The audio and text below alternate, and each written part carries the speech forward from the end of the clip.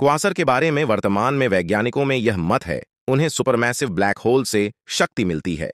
और जब ये ब्लैक होल अपने आसपास के सारे पदार्थों जैसे धूल, गैस, तारे वगैरह को अपने भीतर समेट लेते हैं, तब वे बहुत ही ज्यादा मात्रा में ऊर्जा उत्सर्जित करते हैं। और यह ऊर्जा इतनी ज्यादा होती है कि इनकी चमक के आगे पूरी गैलेक्सी की चमक फीकी पड़ जाती है।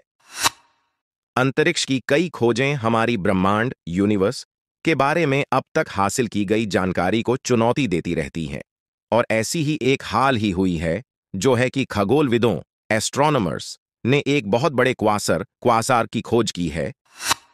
इसके बारे में कहा जा रहा है कि यह हमारे ब्रह्मांड के शुरुआत में मौजूद था, लेकिन इसका उस समय होना वैज्ञानिकों को हैरान कर रहा है। इस क्वासर को एक हवाई संस्कृति के आधार पर पोनियो आयना नाम दिया गया है, जिसका मतलब होता है अनजाने स्रोत से घूमती हुई शानदार चमकीली वस्तु। पोनियो आयना को ऊर्जा देने वाले इस सुपरमैसिव ब्लैक होल ने इस क्वासर को सबसे दूर का क्वासर बना दिया है। इसी वजह से यह सबसे पुराना ज्ञात क्वासर है, जिसके ब्लैक होल में 1 अरब से ज्यादा सौरभार सोलर मास है।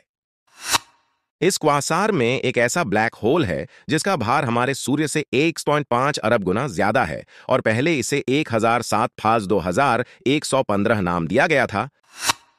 हाल ही में खोजा गया। यह क्वासर अपने समय के 2 ज्ञात क्वासरों में से एक है, और क्वासर ब्रह्मांड के सबसे ऊर्जावान पिंड ऑब्जेक्ट्स होते हैं।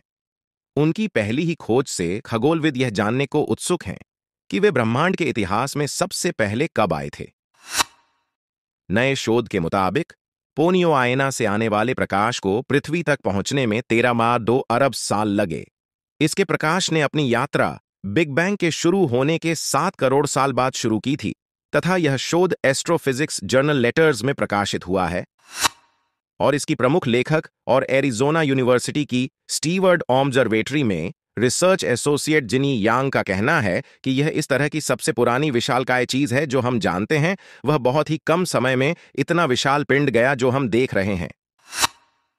यह सवाल खगोलविदों और वैज्ञानिकों को लंबे समय से परेशान कर रहा है कि ब्रह्मांड की इतनी कम उम्र में ही इतना विशाल ब्लैक होल कैसे बन गया। इस शोध के सहलेखक जियाओ हुई फैन का कहना है कि यह खोज ब्रह्मांड के निर्माण और ब्लैक होल के सिद्धांत के बारे में हमारी अब तक की जानकारी के लिए सबसे बड़ी चुनौती है। अभी तक जितने भी कॉस्मोलॉजिकल ब्रह्मांड विज्ञान संबंधी मॉडल्स बनाए गए हैं, उनके मुताबिक बिग बैंग के बाद इतने कम समय में एक छोटे तारे के सिमटने के बाद बने ब्लैक होल से क्वासर का विकसित होने नामुमकिन है। इसके बजाय कई शोधकर्ताओं का कहना है कि यह क्वासर बिग बैंग के 1 करोड़ साल बाद 10,000 सूर्यों के भार वाले ब्लैक होल से शुरू हुआ होगा। दरअसल आज अभी तक के अध्ययन के अनुसार बिग बैंग की घटना के बाद परमाणु एक दूसरे से बहुत दूर दूर थे और एक दूसरे से अंतर क्रिया नहीं कर पाते थे। इसी वजह से तारे और गैलेक्सी भी बनना शुरू नहीं हुए थे।